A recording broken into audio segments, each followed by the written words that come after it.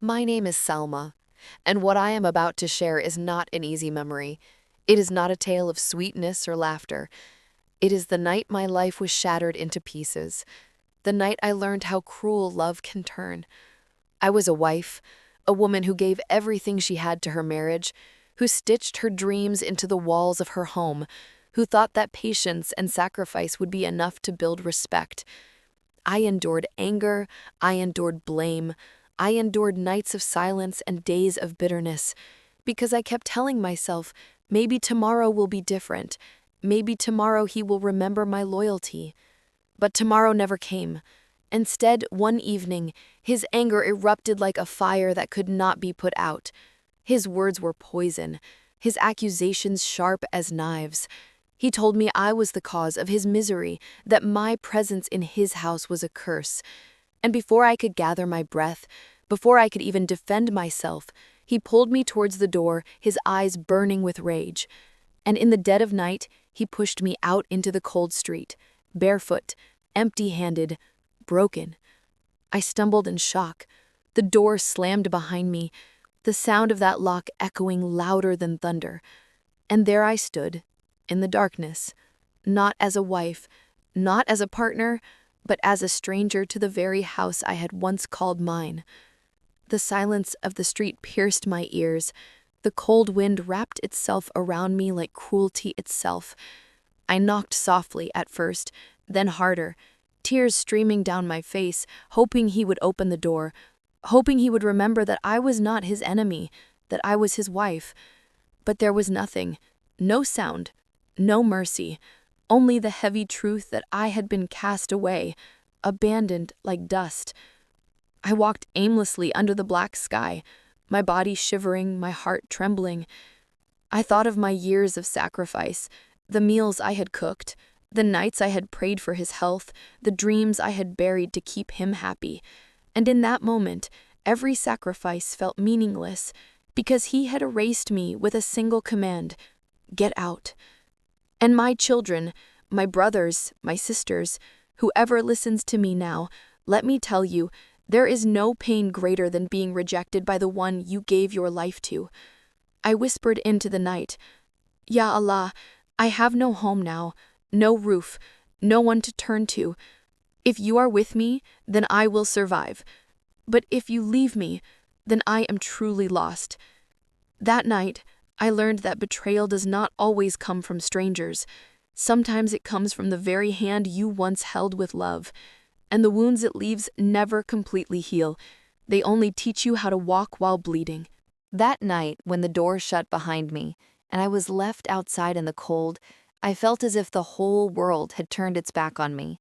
I had no bag, no money, not even shoes on my feet, only the shawl around my shoulders and the weight of betrayal pressing down on my chest like a mountain. The street was empty, the lamps dim, the silence louder than any scream. I looked around but saw no one, not a single soul to witness the humiliation of a woman thrown out of her own home. I started walking, though I had nowhere to go. Each step felt heavier than the last. My tears blurred my vision.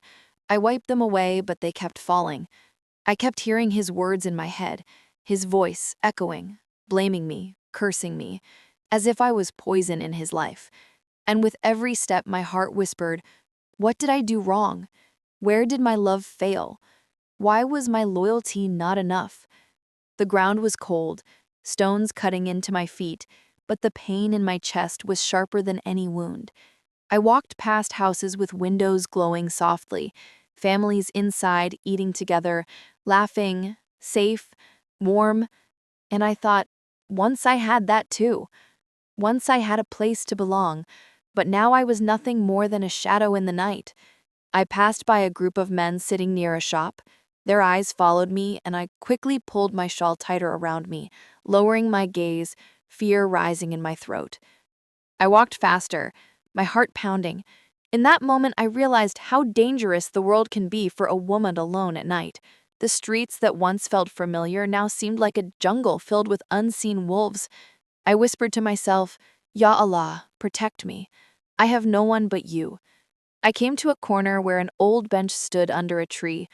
I sat down for a moment, my body shivering, my mind racing. Memories flooded me. I saw my wedding day, the laughter, the bangles on my wrists, the dreams in my eyes. I remembered the promises he made, the times he smiled at me, the small moments when I believed I was loved.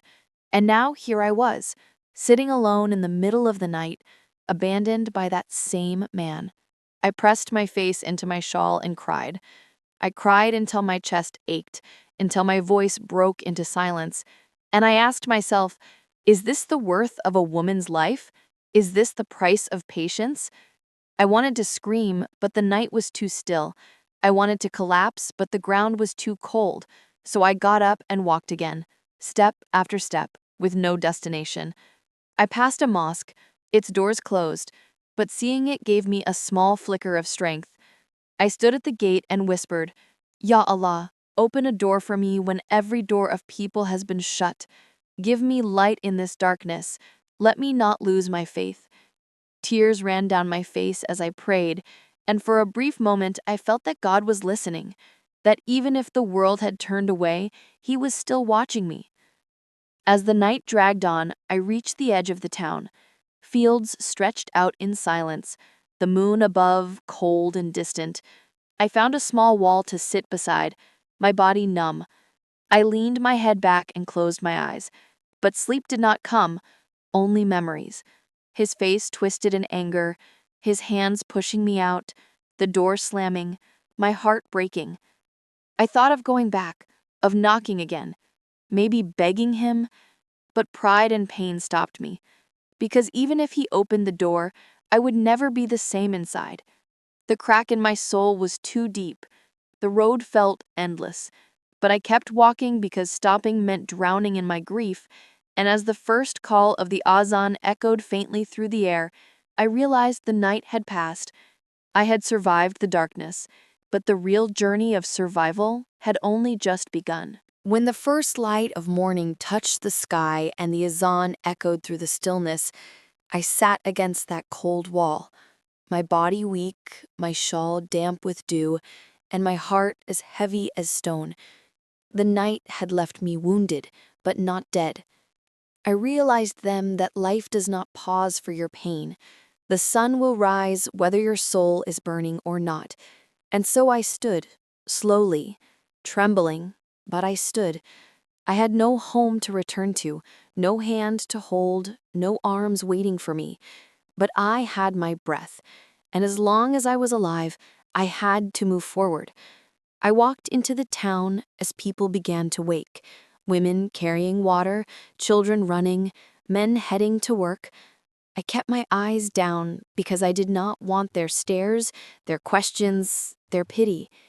In a world like ours, a woman who has been thrown out of her house is seen as guilty even if she is innocent. I knew whispers would follow me. I knew eyes would cut into me like blades. But I had no choice. I had to keep moving. I had to find a way to survive. I went to the house of a distant relative, hoping for kindness. But when the door opened and she saw me standing there with swollen eyes and empty hands, she frowned. She asked me what happened, and when I told her, she shook her head, not with sympathy, but with suspicion. She said, "Salma, men do not throw their wives out without reason. What did you do to make him so angry?" Her words stung more than the cold night. I wanted to scream that I had done nothing, that I had been loyal, that my only crime was patience. But I stayed silent, because sometimes silence is the only shield left. She gave me a piece of bread and sent me away, saying she could not keep me in her house. What if her husband disapproved? What if people started gossiping? And so again, I found myself on the road, unwanted, judged, carrying shame that was not mine, but still mine to bear. Days passed like this. I wandered. I begged for water. I accepted scraps of food from strangers. My body weakened, but my spirit, though crushed, did not break. One evening, as I sat by the side of the road, an old woman approached me. She asked me why I was sitting alone, and when I told her my story, her eyes filled with tears. She said, Come to my home. I do not have much, but I cannot let you sleep on the streets." And so, for the first time since that night, I slept under a roof, not my own, not filled with love, but at least safe. The old woman gave me a corner of her hut, and in return, I began helping her with chores. I fetched water, I cooked, I swept. Little by little, I began to feel alive again. But deep inside, the wound was still open. Society did not spare me. When I walked to the well, women whispered behind my back. "She must have been disobedient," they said. "That is why her husband threw her out." Some laughed, some looked at me with pity, and I wondered how cruelty could spread so easily in tongues that claimed to pray. It was then I realized the world will never know your truth. The world will only believe what suits them. So I stopped trying to explain myself. I let them whisper, I let them judge, and I began to focus on what I could do with the little strength left in me. I found old needles and thread, and I started stitching clothes for the children of the village. At first, no one trusted me, but slowly, when they saw my work was neat, they began to give me more. A shirt to mend, a torn shawl to patch. I earned a few coins, small but mine. And when I held that money in my hand, my eyes filled with tears, because it was the first thing I earned without depending on anyone, not on a husband, not on relatives, only with my own hands. I cannot describe to you, my children, the pride I felt. I bought myself a piece of bread with that money, and when I ate it, it tasted different. Not just food, it tasted of dignity. But life was still hard. Nights were still long. Memories of that door slamming still haunted me. I often sat awake, staring at the ceiling of the hut, whispering to God, "Ya Allah, why did you write this for me? Was my love not enough? Was my loyalty not enough?" But in those whispers, I also found comfort. I felt closer to my Creator than ever before, because when everyone left me, He stayed. When everyone shut their doors, His door remained open. Time moved slowly, but with each day I felt my pain transforming, not disappearing. No, it never disappeared, but it turned into strength, into fire, into resilience. I learned to walk with my head held a little higher. I learned that even broken wings can still keep you standing. One day, as I was stitching, a woman came to me and said, "Salma, you are strong. I see how you endure. I see how you keep working despite everything. You should teach the girls of this village to sew. Give them skill. Give them strength." Her words lit a spark in me, and I agreed. Soon little girls began to gather in the hut. I showed them how to hold the needle, how to patch a cloth. And as I taught them, I realized I was also teaching myself. I was stitching not just fabric, but my own shattered soul. I looked into their young faces, so full of innocence, and I thought, maybe if they learn, they will never have to face what I faced. Maybe they will stand on their feet before the world tries to crush them. And in those moments, my pain found a purpose. My suffering became my strength. I began to rise from the ashes of my broken past, still scarred, still bleeding inside, but alive, stronger than before, and ready for whatever came next.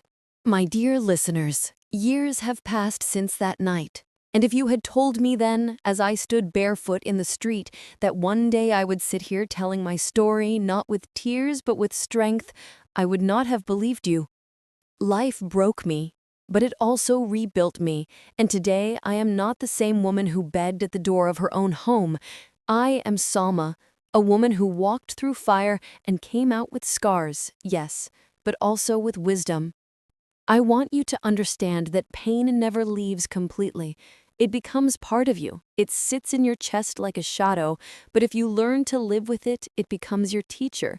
It becomes your shield, and sometimes even your light.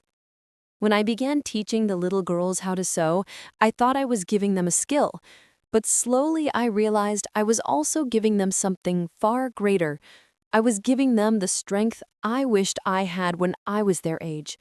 I was showing them that a woman's worth is not decided by her husband's mood or society's judgment, but by the work of her own hands and the dignity of her own soul. With each stitch, I stitched together my broken heart. With each lesson, I reminded myself that even ruins can give shelter. The girls started bringing me small gifts, a piece of fruit, a flower, once even a little bracelet made of thread. They called me Appa at first, then later Ummi, and one day one of them said softly, "You are like my Dadi," and my heart melted, because for the first time in years I felt like I belonged again, not in the house that rejected me, but in the hearts of those who accepted me without asking for explanations. Society still whispered, they still said, "Look at Salma, the woman whose husband threw her out." But their whispers no longer burned me. They no longer had the power to cut me, because I had built something stronger than their words. I had built a life with my own hands. Still, I cannot lie to you. There were nights when loneliness wrapped around me like a chain, nights when I would close my eyes and see his face, hear his voice, feel the slam of that door, and the tears would come again. But those tears no longer drowned me. They watered the soil of my strength. I let them fall. I let myself remember. And then I reminded myself, "Salma, you are more than what happened to you. You are not just a woman who was thrown out. You are a woman who survived. You are a woman who rebuilt. You are a woman who turned pain into power." The years aged me. My hair turned white. My hands grew thin. But inside me, something grew stronger. A quiet power, a steady flame. I began to advise young wives who came crying to me, their eyes swollen from their husband's anger. I would sit them down and say, "Listen, daughter, patience is a virtue, but patience does not mean erasing yourself. Patience does not mean being a prisoner. You must stand with dignity, with courage, because if you let yourself be crushed once, they will crush you again and again." My words spread, and slowly people began to see me differently, no longer as the woman who was abandoned, but as the woman who stood back up. Some even came to ask for my duas, as if my pain had given me a closeness to God that they respected. And maybe it had, because I had spent nights in tears whispering his name when no one else listened. My relationship with God became my strength, and I realized the greatest betrayal of my life had also been the greatest door to my faith. My children, if you are listening to me now, I want you to remember this. People will hurt you, even those you love most. Sometimes they will crush your heart into dust, but that does not mean your story is over. Your story continues as long as you keep breathing. You can either bury yourself in sorrow, or you can use your pain as bricks to build something new. I chose to build, and that is why I am still here, telling you my story, telling you that after every night, no matter how endless, the dawn always comes, and when it does, it will not erase the darkness, but it will remind you that light still exists, and so does hope. My listeners, now that I sit here as an old woman with silver hair and hands lined with years of labor, I can finally tell you the truth of my heart. The whole truth, not the kind I hid when people asked me with curiosity, not the kind I whispered to myself in the silence of the night, but the truth that only time and distance can shape into wisdom. I was once a woman who believed that my world began and ended at the doorstep of my husband's house. I thought my duty, my loyalty, my sacrifice, my patience would build me a home that could never break. I thought love was a shield that would protect me forever. But that night, when the door slammed on my face and the cold air wrapped around me like a shroud, I realized a cruel truth. Sometimes the people you love most are the ones who can destroy you the deepest. And sometimes the house you built with your own hands becomes the very prison that throws you out into the street. But listen carefully, for that was not the end of my story. It was only the beginning of a different story, the story of who I became after being broken, the story of how ashes can give birth to fire, and how even the weakest can rise when life leaves them with no choice. I told you how I stitched clothes, how I taught little girls, how whispers turned to respect. But let me tell you what all of that truly meant. It meant that I learned something that no book could have taught me, no parent could have warned me, and no husband could have given me. I learned that a woman's strength is not measured by the way she suffers in silence, but by the way she transforms her suffering into a seed for tomorrow. Every stitch I sewed was not just a thread in cloth, it was a thread in my soul, pulling the torn pieces of me back together. Every tear I shed watered the roots of my resilience, and every whisper of gossip that was thrown at me became fuel for my silent fire, and that fire kept me alive. Years passed, and I grew older, but instead of withering, I bloomed in a different way. My face may have carried lines of sorrow, but my eyes carried light that came only from endurance. People started calling me Granny Salma, the woman who had seen the storm and still stood. And though they did not know the full pain of my nights, they looked at me with respect, some even with awe, and slowly I realized I had become a story myself, a living story for those who came after me, a reminder that no matter how badly the world throws you away, you can still build a life worth living if only you refuse to let your spirit die. There were moments, of course, when the old wounds ached, moments when I would hear of my husband, how he lived on, how he never once looked back. And yes, my heart would sting, because betrayal is a wound that never fully heals. But instead of letting that wound poison me, I let it teach me. It taught me never to tie my worth to another person's approval. It taught me that dignity is not given, it is claimed. And it taught me that sometimes the people who abandon you are the ones who unknowingly set you free. I want you, my listeners, to hear this from me. When the world throws you into the darkness, do not beg for light from those who left you there. Create your own spark, even if it is small, even if it flickers, because a spark is enough to remind you that you are still alive. And as long as you live, your story is not over. My spark was a needle and thread, something so small, so ordinary, but in my hands it became the tool that stitched me back to life. And from that spark grew a fire of strength, of purpose, of wisdom. And now that I sit here in the autumn of my years, I can tell you that the fire never went out. It only grew brighter. The girls I taught sewing grew into women. Some became mothers, some became wives, but many of them still come to me and say, "Granny, the skill you gave us is what saved us when times were hard." One even told me that her husband left her too, but she did not beg or fall apart. She picked up the needle I once placed in her hand and she built her own life. And when she told me this, I felt my eyes sting with tears, but this time not from pain, from pride. Because I realized that my suffering had not been wasted. It had become a lesson passed down to others. It had become strength, multiplied through many lives. And that, my children, is how even the deepest wounds can be turned into blessings, not for yourself alone, but for those who come after you. And now, as my voice grows weaker with age, I will tell you the last lesson my story has taught me, perhaps the most important one of all. Forgiveness. Yes, forgiveness. Not for the one who wronged me, for he never asked for it and he never cared to have it, but for myself, because carrying hatred is like carrying a burning coal in your hands. It only burns you. It does not harm the one you hate. And so one night, after years of holding on to anger, I raised my hands in prayer and said, "Ya Allah, I forgive him, not because he deserves it, but because I deserve peace." And when I said those words, I felt something lift from my chest, a weight I had carried for too long. And in that moment, I was free, truly free, not from my past, not from my scars, but from the chains of bitterness that kept me tied to that past. I forgave, and I found peace, and that peace has stayed with me till this day.